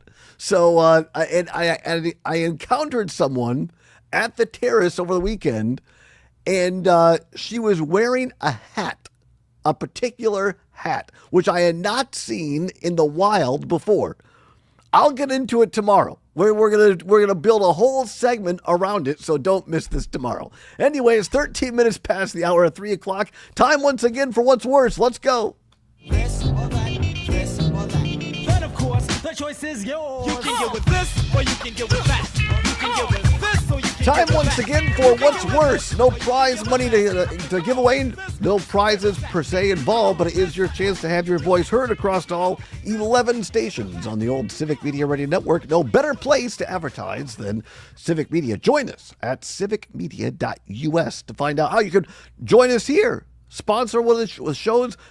For my money, up and down the dial, no better. There are stations that might be equal, especially within the Civic Media family. There ain't no better station, you understand, than WGBW 97.9 FM right here in Green Bay, 1590 AM on your dial. Great shows originate out of here, like Pete Schwaba and Nightlight. He'll be in a little bit later tonight to make sure I'm not monkeying around with his business here at the studios in Green Bay. You've got Rational Revolution with our friend Mark Becker on Saturdays. You've got the Dr. Kristen Lyerly show on the weekend. You've got, help me out, Zommers, the Weekend Wisco show. New Wisco Weekend. Thank you. New Wisco Weekend with Lisa Hale and Terry Barr and others. Am I missing anybody? And Mino and the Mayor. Of course, Mino and the Mayor every morning here in Green Bay and Oshkosh between 6 and 9. So it's great people up here. They're always welcoming. They let me crash on the sofa. No, not really. But they do have showers here. They're great folks, and we appreciate them so very much. So get involved. Get involved and advertise and sponsor one of these great programs or one of our other Civic Media programs as well. All right, Zommers, timely indeed, as Mike Lucas says. I've been driving back and forth here the last 24 hours between Green Bay and Shawano. Shawano. Highway 29 and the Green Bay area, I think one of the first places in the state of Wisconsin to really embrace the roundabout. The roundabout. Other people, not so much. So, the question of the day in What's Worse, roundabouts or traffic lights? What's worse, roundabouts or traffic lights? 855-752-4842, 855-752-4842. You can also text us on the Civic Media app. If you don't have it, download it today for free. It takes less than a minute. It's free. It's what Gail King calls a deal over at CBS. Go to your Apple or Android device. Go to the search bar on your app store, type in Civic, C-I-V-I-C Media. It'll pop up, and there you go. The Civic Media app. Get it today. All right, Zommers, roundabouts or traffic lights? Roundabouts or traffic lights? What's worse? 855-752-4842, 855-752-4842. Tony, watching us on YouTube. Don't forget, you can join us on YouTube, Facebook, Twitter, Twix, whatever you want to call it. Tony on YouTube says, love roundabouts. So efficient. Boo on traffic lights. Steve in Milwaukee listening on WAUK, traffic lights, especially the long ones, are worse. Cam listening in Appleton says, worked for the Department of Transportation. Roundabouts are statistically better and safer. If you can't manage a roundabout, then I don't think you should handle anything more dangerous than a child's play shopping cart. Wow, that's a hot take from Cam. What's worse, roundabouts or traffic lights? 855-752-4842, 855-752-4842. Christy, listening on WCFW The Tap over in beautiful Eau Claire, says traffic lights are worse. Traffic comes to a stop. Traffic circles keep things moving along. Ben, listening on WRCE in beautiful Richland Center in the Driftless, says roundabouts are way, way faster. I don't know why people are so mystified about how they work. All right, very good. Appreciate that. Also, Christine Eau Claire, a big shout out to Pat Kreitlow earlier for letting Eau Claire, Chippewa Falls know there was a storm a-brewing. A bunch of us went out and closed our car windows. Thank you so much. They're very good. See, that's the kind of guy, if you can't be here, the kind of guy you want to fill in your chair for you is a guy like Pat Kreitlow. A, he's just a great guy, and B, he is a broad broadcaster. You understand? A broadcaster. So And it really shows, he was in the legislature because he cares about the people. You can tell he still does because, he's giving out weather alerts. Absolutely. Great job, Pat. We appreciate that. What's worse, roundabouts or traffic lights? 855-752-4842. Mike, listening in Sun Prairie on WMDX out of Madison, says, love roundabouts, hate traffic lights. They save time and they save gas. Also, John in Oshkosh, listening on WISS, says as long as people follow the yield sign and don't treat it as an automatic stop sign, roundabouts work fine. Yield to the left and stay in your lane. Easy. Let's see here. Nan in Brookfield says traffic lights are worse. Can sit there idling when there is no cross traffic in sight. Roundabouts, much better and more efficient. Nan in Brookfield. Appreciate you listening, Nan, on WAUK. Mark in Prairie du Sac. Yes, the rock band had a song, Roundabout. What? Yeah, Really? Stole my thunder. Roundabout by okay. Yes. I was Well, going to play it in the next well, segment. I well, still we will. still but- can. We still can. Yeah, absolutely. I know Troy's on the line. Troy, hold. I know we're coming up on a break here, so I'm going to do a little business, as we say. Come back, take Troy's call, and maybe yours as well. Give us a jingle, 855-752-4842, 855-752-4842. What's worse, roundabouts or traffic lights? Don't go anywhere. We're live from Green Bay on WGBW, and Kratlow's right. I like to take it right up to the end of the Allbaugh Show. Nice. Real news and great conversation. I laughed out loud. That was fantastic. I also thought that was really funny. All right, I gotta get some coffee right back. 15 years of top quality service, they treat your property like their own. 608-209-2185 for expert care and a vibrant tomorrow. You're listening to the American Democracy Minute, keeping your government by and for the people. Distinguished television journalist Bill Moyers died June 26th at age 91. In his long career, he earned 30 Emmy Awards, served as President Lyndon Johnson's press secretary, and was a stalwart voice for democracy and democracy reform.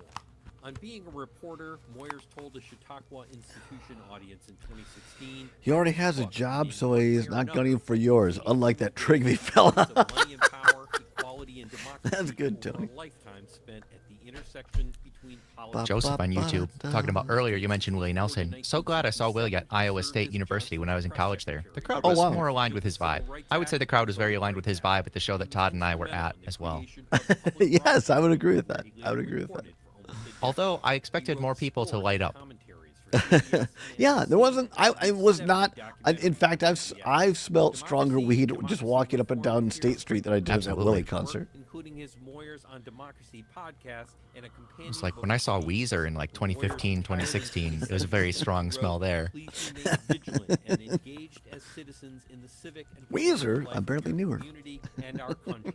Democracy is fragile, and no one can say with certainty that it can withstand the manifold risks to which it is now exposed. We've linked to his farewell essay and more at AmericanDemocracyMinute.org. I'm Brian B. Skilled trade workers are the backbone of every community. Oh, Stanley Steamer is outside. Did we have an accident here at the station? Stanley Steamer has arrived. It's not my fault. All right, we got 30 seconds. All right, thank you.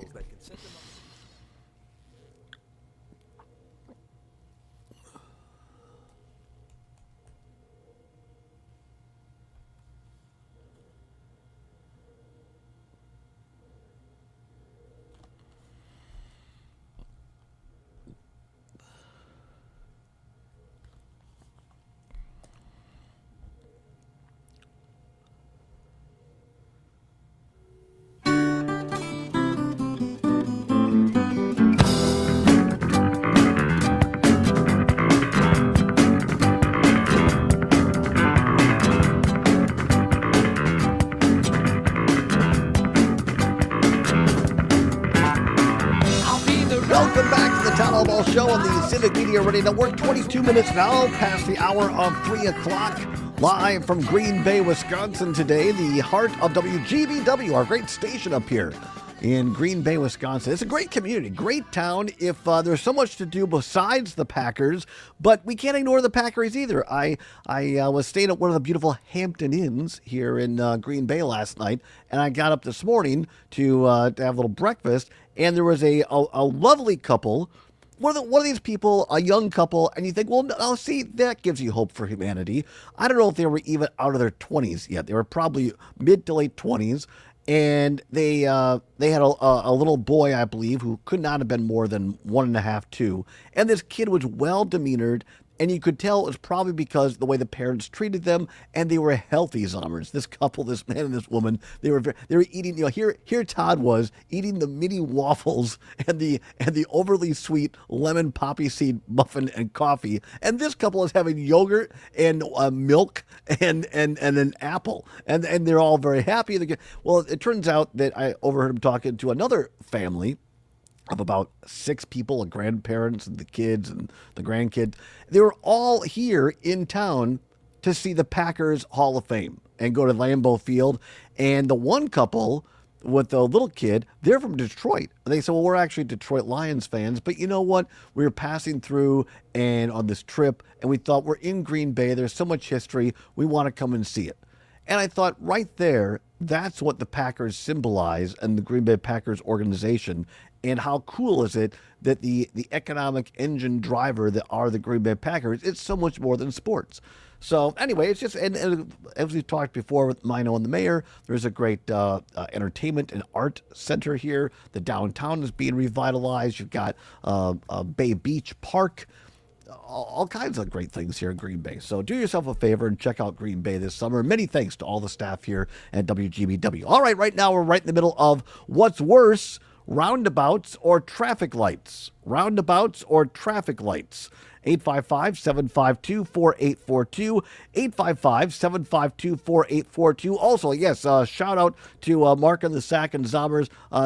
It was called the Rock Band that sang Roundabout? No, the band is Yes, and the song is Roundabout.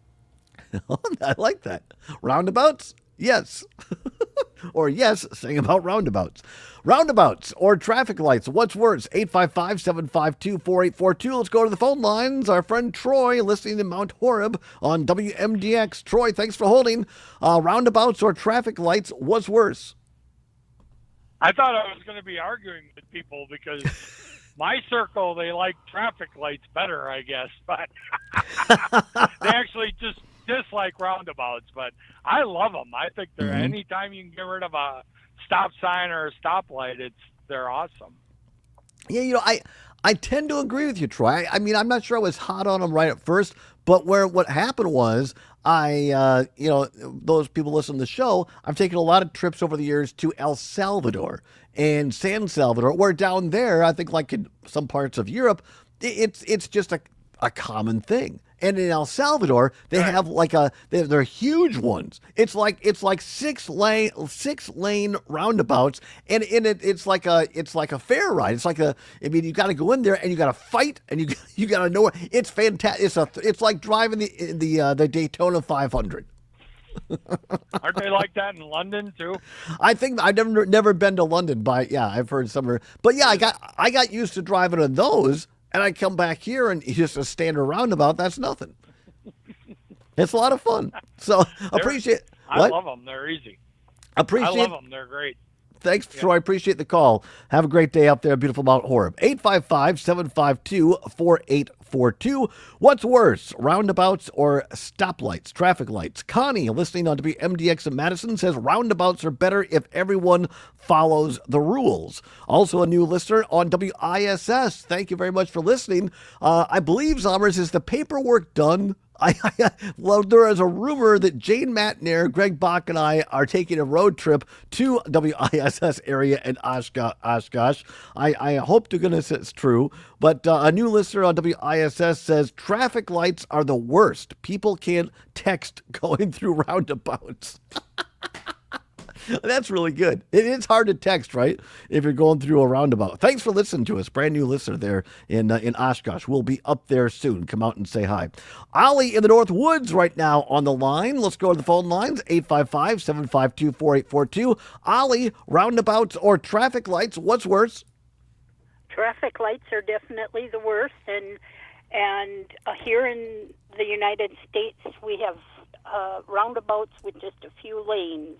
Mm-hmm. We lived in Paris when I was younger, and the roundabouts had like 10 or 12 different avenues coming off of them.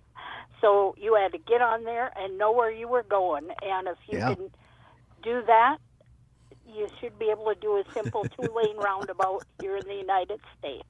I love it. Thanks, Holly. Have a great day up there in the North Woods. 855-752-4842. Let's keep it in Madison on WMDX. Adrian in Madison, thanks for calling. Roundabouts or traffic lights, Adrian, what's worse?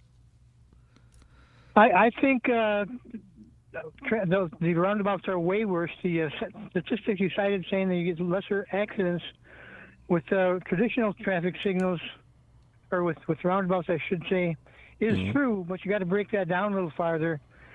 You get fewer traffic accidents with traditional intersections,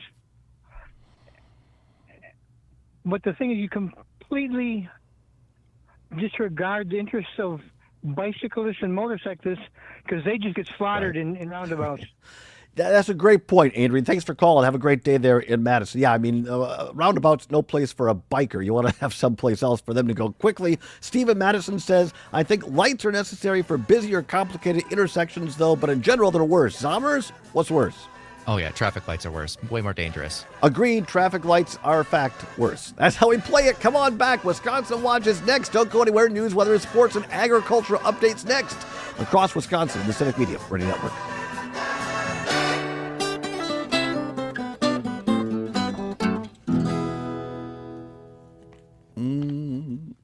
Madison's Real News and Great Conversation. That's great. Are Maggie and Noah there, do you know? Or? Yes, I will come out and get them set up. Awesome. Thank you. Appreciate it. This is the Civic Media Radio Network. Dairy experts saw an uptick in cow numbers, and the projection is that might continue. I'm Kylie Allen, and you're tuning in to the Midwest Farm Report on a Monday. Before we take a look at our closing markets, we hear from the principal of EverAg, Mike North. He's looking at the relationship between milk production, cow numbers, and beef on dairy. The numbers of cows are really the key driver behind the growth. Cow numbers were up after some revisions to prior reports. The numbers were up 20,000 and totaling now 9.45 million. And you have to go back a few years ago to the peak of the herd when we crested that 9.5 mark. And I really think you're going to see cow numbers continue to grow. We've been growing at a really fast pace. We're up over 100,000 cows from where we were last year. And part of that driver has been this big movement in the beef on dairy. Mike North along with us. He's the principal with EverAg. I'll be back with a look at your closing markets after this. Don't let sick calves get you down and drain your profits. Hello, folks. This is Todd. Can you hear me? Give me a thumbs up if you can hear me. All right. Did Zomer show you how to do your volume in case it's too hot or too soft? No. So there's a little box. Yeah, it's that little box, and whatever one you have to follow your cord, and then whatever dial there is by your cord, that's how you can move your volume up or down. And then when we're doing the thing, talk kind of like I tell people. Eat the microphone. In other words, keep your mouth really close to the microphone. That way, he can control the volume up or down in there. So you're all set. Welcome. First of all, thanks for doing this. Can you, Maggie? Can you pronounce your last name, please? Yes, it's Schreiner. Okay, Schreiner. Very good. Let me write that. Make sure I get pronunciation right. All right. And is it No? Is that probably pronounced the first name? It's Noe Goldhaber. Say that one more time, please. Noe Goldhaber. Noe Goldhaber. All right, very good.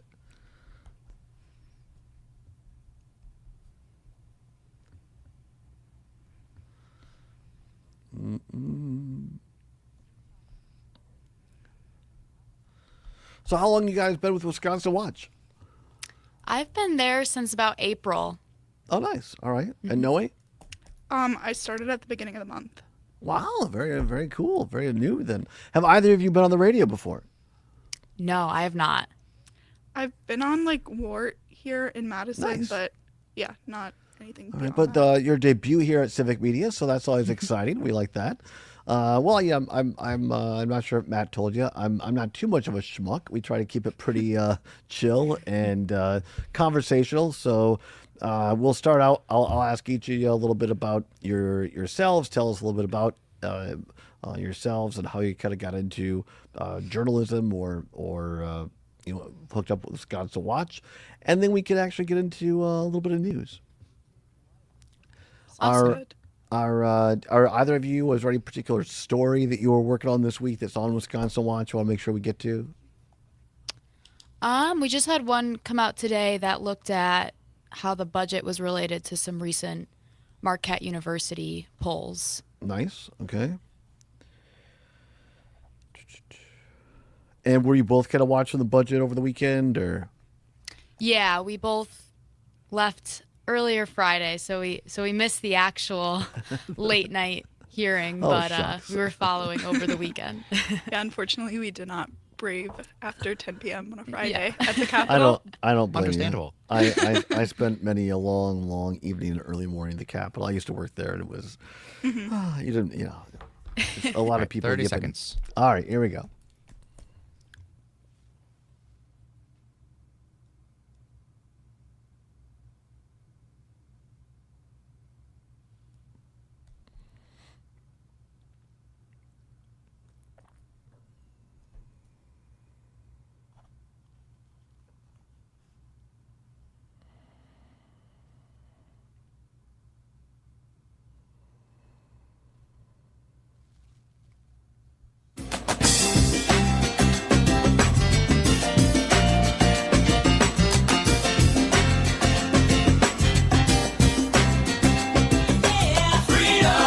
Pursuing truth wherever it may lead and having fun doing it. Welcome back to the Todd Allbaugh Show on the Civic Media Radio Network.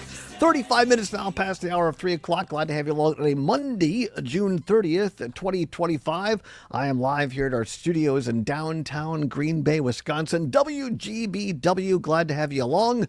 Back at the world headquarters in Madison, Wisconsin on State Street right now. We are joined by our next guest from Wisconsin Watch, the great publication. You can find all of their work at wisconsinwatch.org. That's wisconsinwatch.org. Joining us right now via StreamYard from the Madison studios are Noe Goldhaber and also Maggie Schreiner. And we're glad to have both of them along.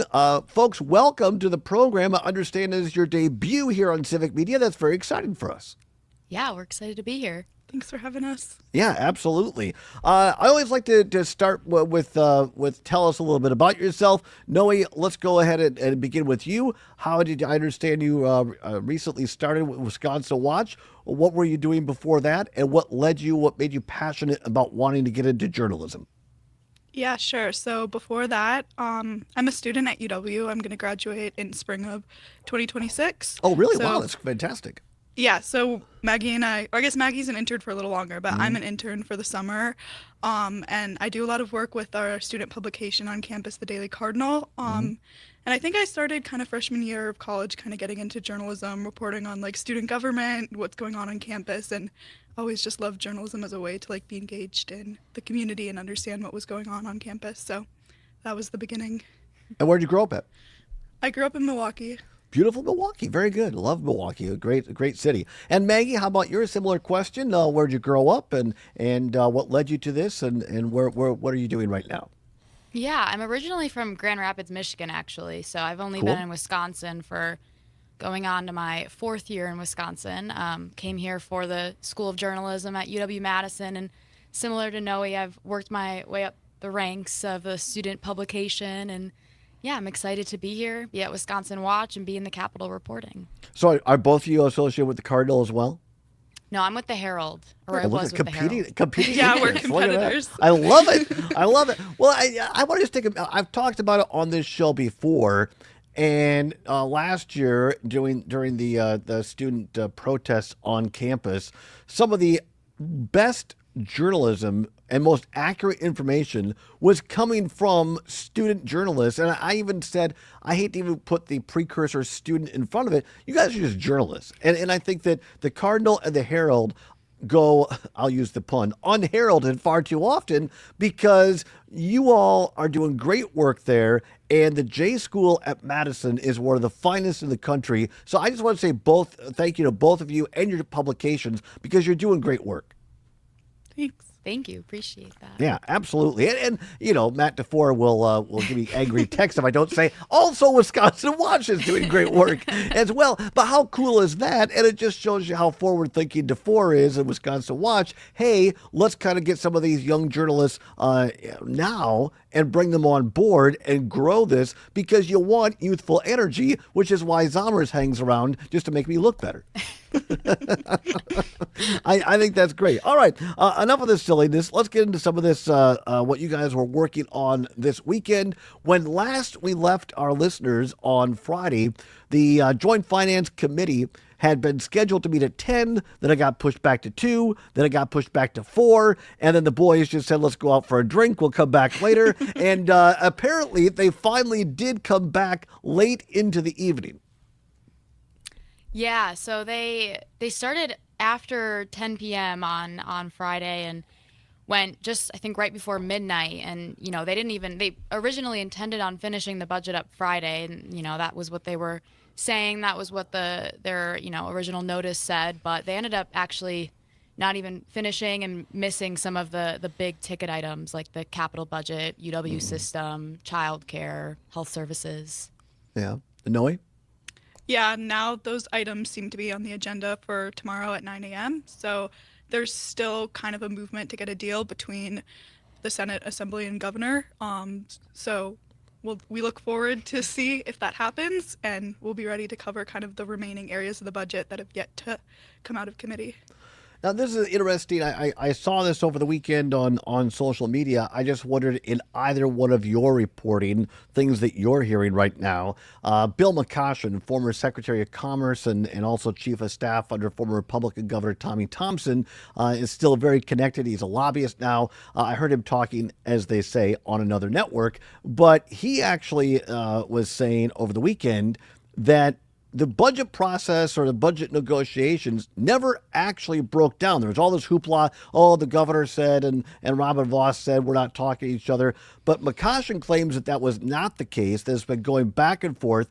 McCoshen also claims that Steve Nass is ready to cut a deal because I'm not sure. There's a guy, Mike Mickelson, who's his chief of staff, who basically is the real senator. My words, not yours. But McCoshen's saying is there's a deal with Nass ready to get on board, and he's saying that this child care issue, which is a huge issue for the state of Wisconsin and many of our listeners, that the governor is going to get part of that. That Vos is going to give the governor at least part of what he wants on the child care issue. Have either one of you heard that there may be a deal in the works, or is that just McCoshen talking big?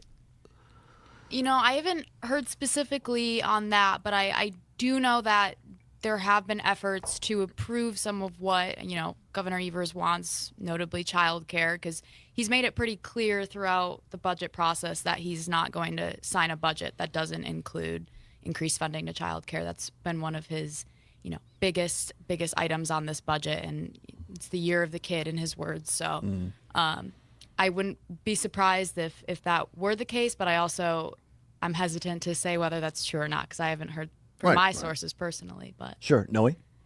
Yeah, I would agree with Maggie. I haven't heard specifics to that degree from any of our sources, but I will say that the Republican line has been that they want an assurance from Evers that they're going to get a tax cut in the final budget. And when, I guess, budget negotiations initially broke down in early June, Evers' office was saying, we agreed to a tax cut, but it wasn't, of the degree that the Republicans wanted, and they weren't giving us enough for the funding for education and childcare that we wanted. So I think it seems to be that Evers has agreed to a tax cut or can agree to a tax cut, but where those other pieces of the deal come, I'm not really sure. Yeah. We're talking with Noe Goldhaber. Haber? I'm sorry. Haber. Haber. All right, thank you very much. It's when you get old, you forget, so I like to write it down. So Noe Goldhaber and also Maggie Schreiner here on the show there from Wisconsin Watch. So I know you guys have been looking at the budget and writing a little bit about this in conjunction with other things. I'm not sure which one of you wants to go first, but what's something you guys have been working on right now at Wisconsin Watch? Yeah, I can start. So I guess this is budget related, as is a lot of my work right now, but I'm looking in to Medicaid in particular and full Medicaid expansion in the state of Wisconsin, especially what's at play with federal funding and the big beautiful bill as President Trump has named it. So kind of looking at how, in the past, Wisconsin has not accepted full expansion of Medicaid, full federal expansion of Medicaid. And, part of the reasoning for Republicans in Wisconsin not accepting that is because they're worried that, one day the federal government would pull the rug out from underneath the states and the states would end up having to pay a lot more to cover individuals that, qualify under full expansion. So I've been looking at that and kind of what's going on with this current budget cycle, what would be at risk, what wouldn't be at risk if, this federal bill is passed and limits Medicaid in states and, whether or not, if states pass it, if Wisconsin were to pass full Medicaid expansion now before the beginning of 2026, how much money they would lose compared to not passing it. So I've been doing some research into that and kind of understanding the broader, more holistic view of what's going on with full Medicaid expansion, because it's a pretty in-depth topic and there's a lot of facets to it. So They really are, and it's one of those things you go down a rabbit hole, and then I would think that for a journalist, any journalist, but it's like, okay, how do I take all this and put it down there in digestible parts for the average reader who's not going to sit there and read through this or pay attention to it like other folks might. Mm-hmm. Definitely. Yeah. So, it's been long. lots of coffee, isn't it? Oh yeah, definitely. And Noe, what have you been working on right now at Wisconsin Watch? I think the larger project has been some of the budget coverage that we've been doing. So kind of looking into the budget motions, comparing that to what was in Evers' budget, and just trying to get really digestible information about what's going on with the budget. And Maggie and I have been working on a lot of that together. I think areas that I've been watching specifically are probably education related. So some DPI, Department of Public Instruction, and then also looking into UW system. I know you did some reporting on a proposed potential cut to the UW system, and that seems to be kind of a sticking point in budget negotiations every year that the UW system budget comes up. So yeah, looking into those kind of topics within the budget has been what I've been focused on. And yeah, I mean, to your point, again, they had on the agenda, Joint Finance Committee did last week, the University of Wisconsin system budget. I know it's, universities or what is it called? Wisconsin Universities, Wisconsin, I don't know what they call Universities it now. of Wisconsin is what yes, they that's is it. what they Thank have you. it as now. I'll always call it a system because, that's always what it's been up until like the last year or so. But that was on the agenda. And then they decided to punt, and they just keep putting it off and off. Again, it's going to be interesting. Some of the things that I've heard is that they may the consensus may be, in order to get a budget passed, that they just maintain funding at or near the current budget levels. They're not going to get the big $87 million cut. They're not also going to get any increases. But the compromise might be to essentially leave it where it's at. Have either one of you heard any new information? You're reporting on that? I don't have any new information on that. Yeah, it's Maggie. Yeah, I mean, kind of the same with Noe. I think that a lot of these conversations have been kind of happening in closed caucus, so it'll be interesting to see what they're ultimately going to do, possibly tomorrow. I think that there have been rumors out there, whisperings of trying to, negotiate reforms to possibly increase funding, but that's, we'll see what actually happens there. Let me ask you this, because I just love having young journalists on. I like talking to young people in general just because it gives me a sense of the future, right? What you guys both decide to go into journalism. Do you think that for people in your age group, your social group, do you have to, I know this isn't the mission necessarily Wisconsin Watch, but do you guys think of things in terms of, okay, how am I going to connect with my friends that get most of their news on TikTok? Or do you think that there is what I would consider legacy media type of appetite for your generation? Knowing then Maggie.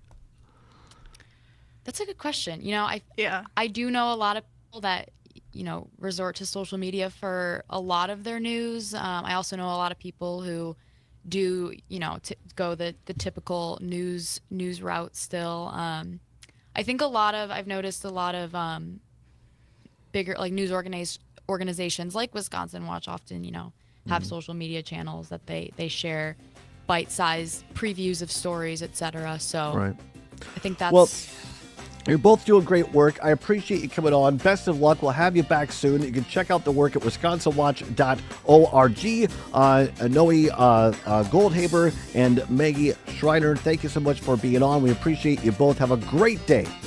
Thank you so much. All right, thank you. Come on back. We'll wrap up the show from Green Bay after this on the Civic Media Radio Network.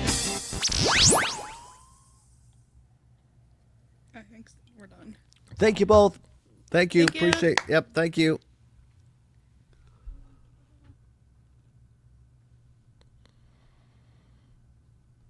Eye-catching art as Ignite Glass and Gifts, so we're showcasing their work alongside our talented local artists and our in-house Ignite artists. The latest techniques, the hottest colors, and mind-blowing designs are here for you to enjoy. Madison's favorite for glass, gifts, and vape, Ignite Glass and Gifts, Monona Drive, Williamson Street, and Odana Road, plus igniteglassandgifts.com. Do your eyes a favor and see this stuff. I'm Catherine Lake with WMDX Radio. Not sure how this happened, but our morning guys, John and Gordy, are in Madison Magazine's Best of Madison Readers poll. Who would vote for these guys anyway? This is WMDX Chief Meteorologist Brittany Berlau. This message is not endorsed by the National Weather Service. Don't let any of that stop you from voting for John and Gordy for the best radio team in Madison Magazine's Best of Madison poll. Now go vote. Go to WMDXradio.com and click on the Best of Madison banner on the homepage. Voting ends June 30th, so don't wait. Found an injured, sick, or orphaned wild animal, Dane County Humane Society. If you said anything between then and now, I didn't hear it because I I was did not. getting No, the that's studio fine. ready. I knew that. Thank you. Well, they were cool. That was fun. Yeah. For what to do next. Some good stuff. Treating mental health isn't just about breaking old patterns. It's about braving new ones. As the leader in alcohol and drug treatment for 75 years, we know caring for addiction, anxiety, depression, and trauma goes hand in hand. We're here for you with new tools when life breaks down. Discover your path to better mental health at hazeldenbettyford.org/Wisconsin. Sponsored by Hazelden Betty Ford Foundation. Look up cheese curds, you'll find this basic definition. Wet pieces of curdled milk. Well, it should also include the word delicious. As we continue to celebrate June Dairy Month, do you know how much milk is needed to make 1 pound of cheese curds? 16 ounces, 64 ounces, or 160 ounces, 10 pounds of milk? The answer coming up. It actually is a sound of freshness. Rachel Kerr is talking about squeaky curds. She's with the Dairy Farmers of Wisconsin and a bit of a cheese nerd. Those elastic protein strands rub against the enamel of your teeth and create that characteristic sound. The squeak turns stretchy when battered and deep fried. Some believe the idea to fry globs of cheese happened by accident. I consider it a happy accident. Okay, did you guess? It takes 10 pounds of milk, which is a big gallon jug plus a little bit more, to make 1 pound of squeaky cheese curds.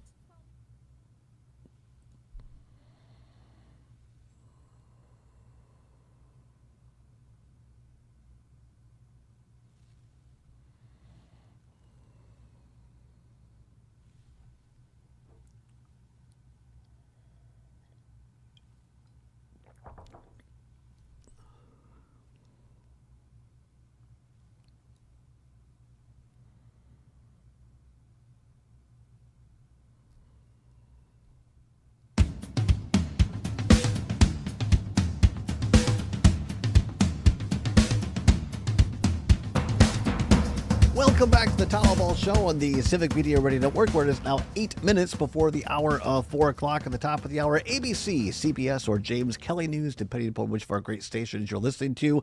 Followed by a check of weather, our great sports reporter, Mike Clemens. Talk about a guy getting it done. Was in the Brewers series over the weekend. The Brewers dropped one yesterday, I believe, in extra innings, but a well-fought game. Clemens is always getting it done. He'll have the latest for you on sports around the state of Wisconsin. Jordan Love got married yesterday. I'm not sure if Clemens was there, but wouldn't that be something? Clemens will give you the details on the Jordan Love reception, if he was there. No, he's not that. He's a reporter. He's not going to go to a private event and report on it unless they tell him he can.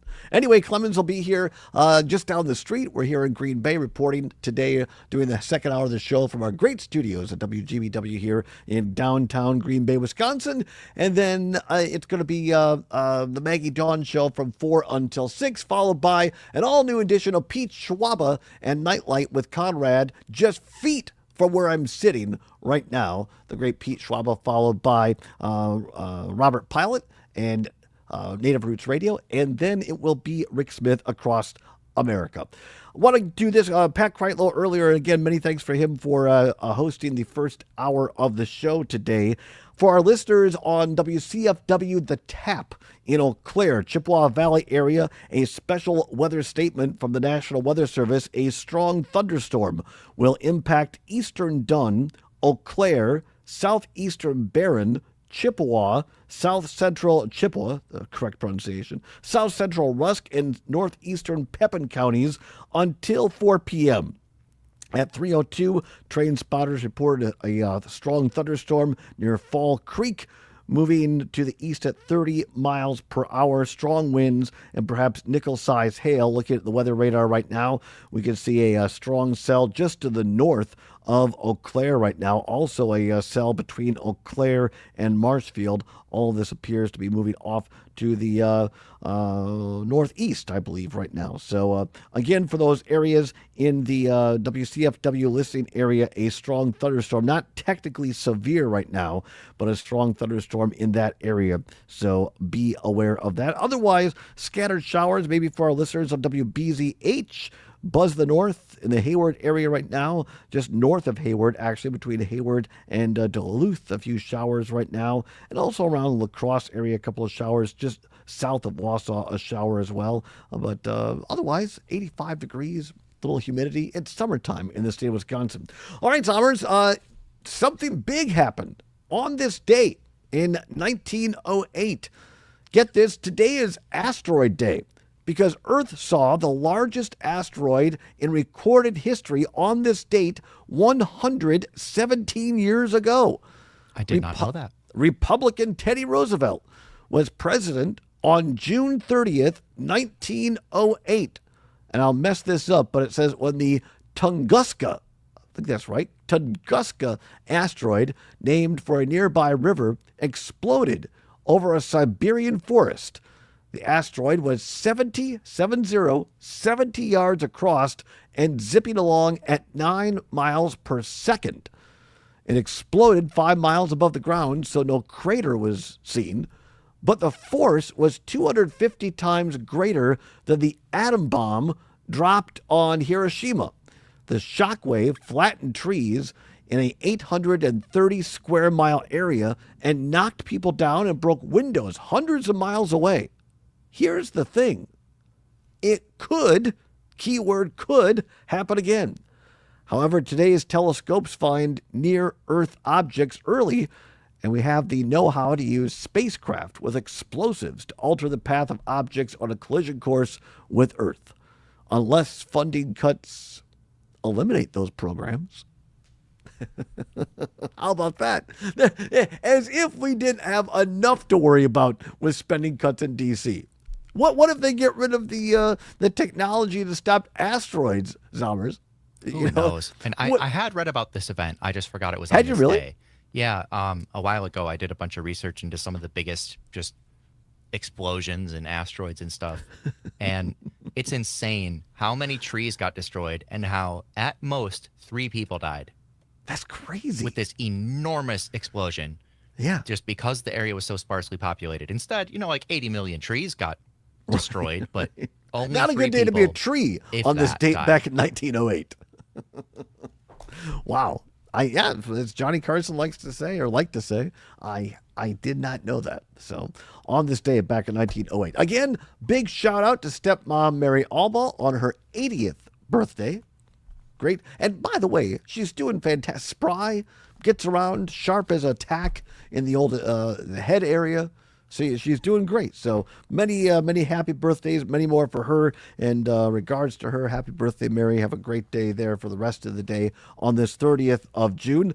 Tomorrow on the program, big holiday edition of What's Worse, ketchup or mustard? I don't want to get into it, Zombers, but we'll discuss ketchup or mustard. Also going to continue on following what's going on. Big budget week. Donald Trump now saying that he's okay if they meaning Congress, don't meet his artificial deadline of July 4th. He just wants it done. But they're in this big vote Lollapalooza, whatever they call it now. Votorama. Votorama. You say Rama, I say Rama. You say tomato, I say tomato. Anyway, they're doing a big Votorama out there in D.C., and it ain't no good at all, to put just as my grandma used to say, because what's coming out of D.C. right now is going to be absolutely catastrophic for healthcare in the state of Wisconsin. Call Ron Johnson. Call your Republican House members and tell them to vote no on this really bad bill. Also going to see if the Joint Finance Committee meets. There is a deadline of today on that. Looks like that's going to be extended. Many thanks to Pat Kreitlow, Trigby Olson, State Senator Kelder Royce, also Maggie Schreiner and Noe Goldhaber from Wisconsin Watch. Zomer is doing a great job as always. Back in Madison tomorrow. Many thanks to all the folks here at WGBW as well. Maggie Dawn is next. Todd Allbaugh, say whatever you're fighting for, whatever you believe in. Do not give up. Keep banging your drum. We'll see you tomorrow. Your drum, and they will hear you.